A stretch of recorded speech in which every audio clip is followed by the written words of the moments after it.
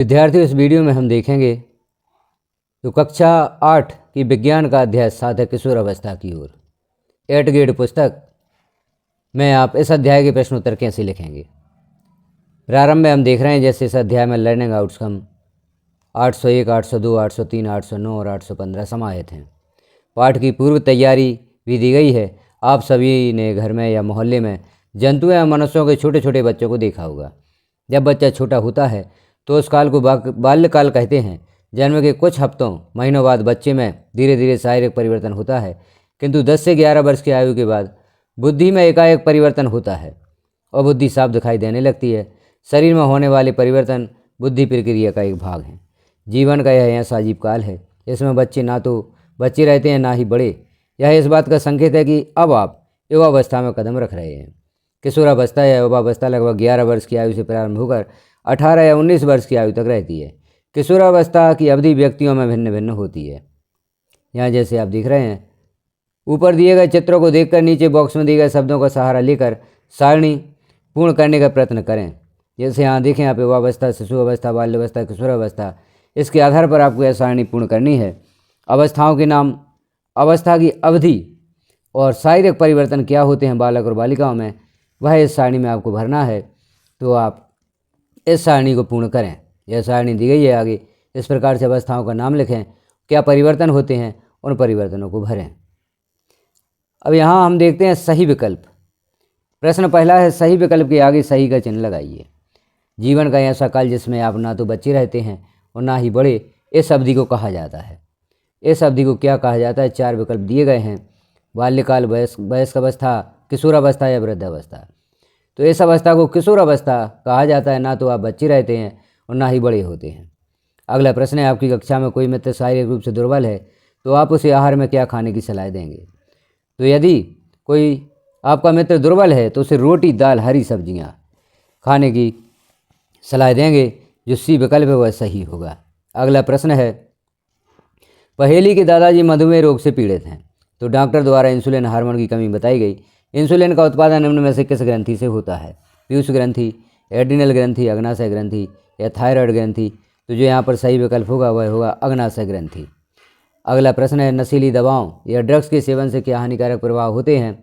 तनाव महसूस होना, भ्रमित, असुरक्षित महसूस होना, स्वास्थ्य, खुशी, दोनों बर्बाद या उपरोक्त सभी।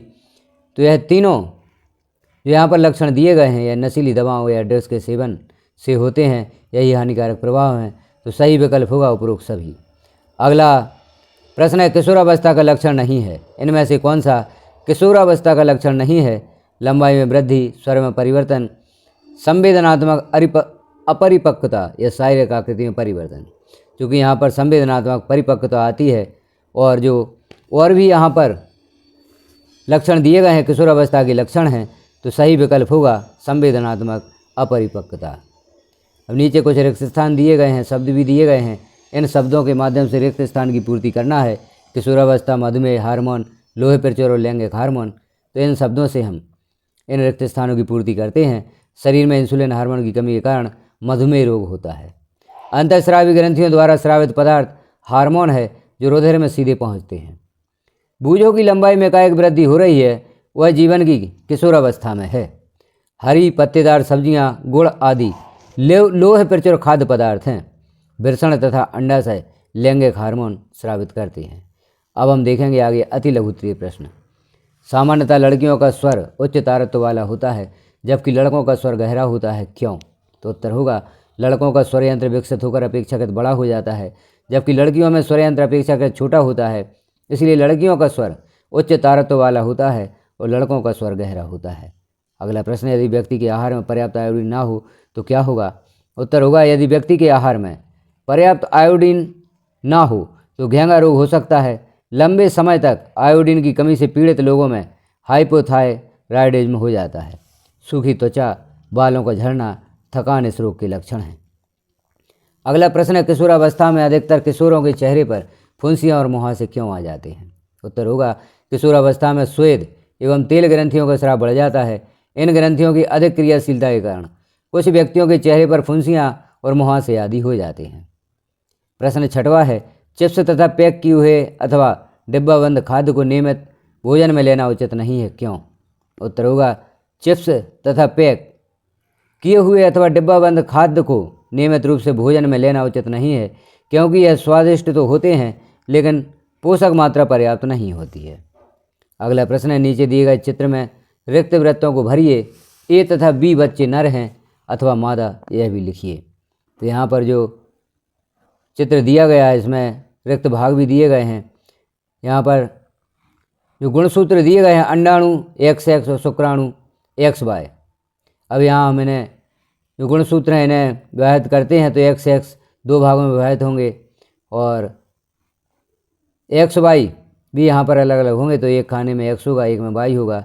अब X और X मिलकर XX बनाते हैं और X और Y मिलकर XY बनाते हैं। तो जब XX गुणसूत्र मिलते हैं तो लड़की होती है, XY गुणसूत्र मिलते हैं तो लड़का होता है। इस प्रकार से आप इस चित्र को पूर्ण करेंगे। अब हम देखेंगे लघुत्तरीय प्रश्न। बूझो तथा पहेली दोनों भाई बहन है। बूझो ने अपना जन्मदिन मनाया जिसमें उसके कई मित्र आए। पहेली अपने भाई के मित्रों से लगभग 1 वर्ष उपरांत मिल रही है।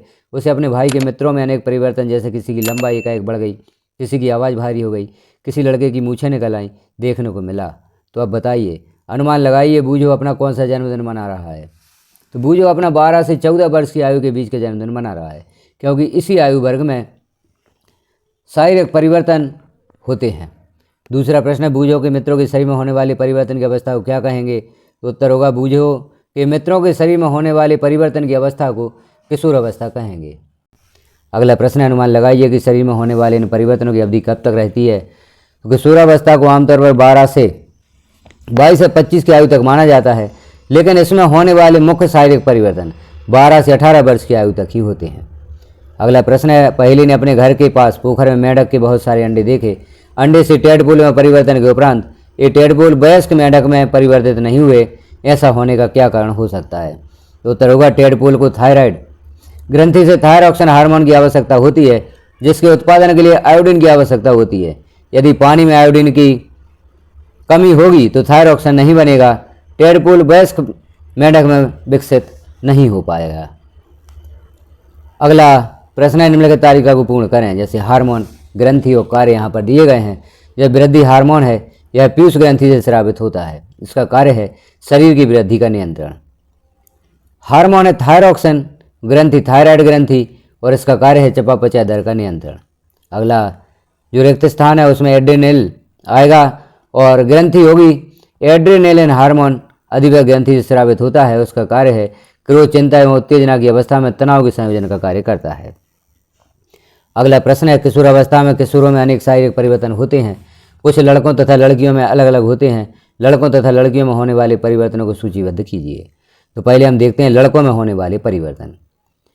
कंधे चौड़े हो जाते हैं, दाढ़ी और मूछें आने लगती हैं, आवाज़ भारी हो जाती है, शरीर पर बाल उगने लगते हैं, मांसपेशियां परिपक्व होती हैं। जबकि लड़कियों में होने वाले परिवर्तन, स्तनों का विकास होता है, आवाज़ पतली हो जाती है, मासिक धर्म शुरू होता है और शरीर पर बाल उगने लगते हैं। अगला प्रश्न है, किशोरावस्था में व्यक्तिगत सफाई पर अत्यधिक ध्यान देना चाहिए, स्पष्ट कीजिए। तो उत्तर होगा किशोरावस्था में पसीने और तेलीय ग्रंथियाँ अधिक सक्रिय हो जाती हैं, जिससे शरीर से दुर्गंध आने लगती है और मुहासे निकलने की संभावना बढ़ जाती है। यदि स्वच्छता का ध्यान न रखा जाए तो त्वचा संक्रमण और अन्य स्वास्थ्य समस्याएं हो सकती हैं। अगला प्रश्न है, हमारे देश में विवाह की विधि संगत कानूनी न्यूनतम आयु निर्धारित की गई है। अगर ये विवाह की आयु निर्धारित नहीं होती तो बताइए किशोरों को शारीरिक तथा मानसिक स्वास्थ्य पर क्या प्रभाव पड़ता है।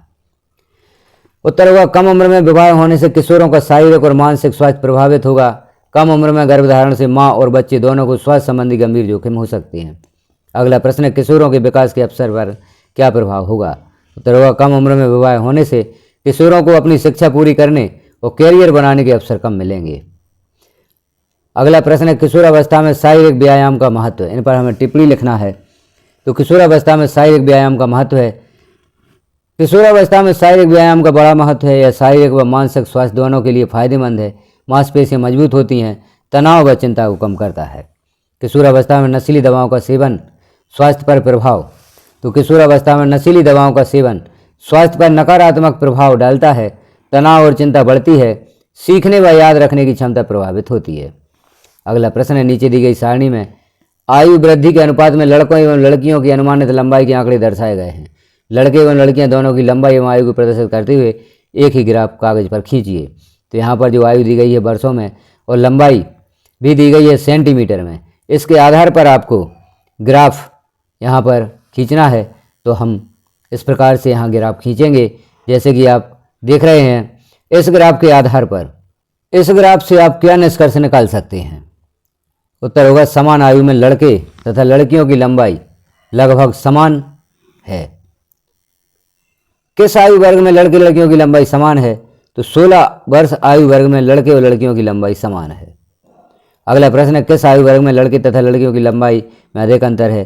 तो 20 वर्ष का जो आयु वर्ग है उसमें लड़के और लड़कियों की लंबाई में अधिक अंतर है। ग्राफ के आधार पर हमने यहाँ पर देखा। तो आपने देखे कक्षा 8 विज्ञान 8 ग्रेड पुस्तक अध्याय 7 किशोरावस्था की ओर से संबंधित प्रश्नों के उत्तर। अन्य अध्यायों के प्रश्नों के उत्तर देखना चाहते हैं तो चैनल पर विजिट करें। चैनल को अभी तक सब्सक्राइब नहीं किया है तो चैनल को सब्सक्राइब कर लें, बेल आइकन को क्लिक कर ऑल पर प्रेस कर दें ताकि जैसे ही अगले अध्यायों के प्रश्नों के उत्तर पब्लिश किए जाते हैं तो वह नोटिफिकेशन के रूप में आपको प्राप्त हो सकें। वीडियो को लास्ट तक देखने के लिए आपका धन्यवाद।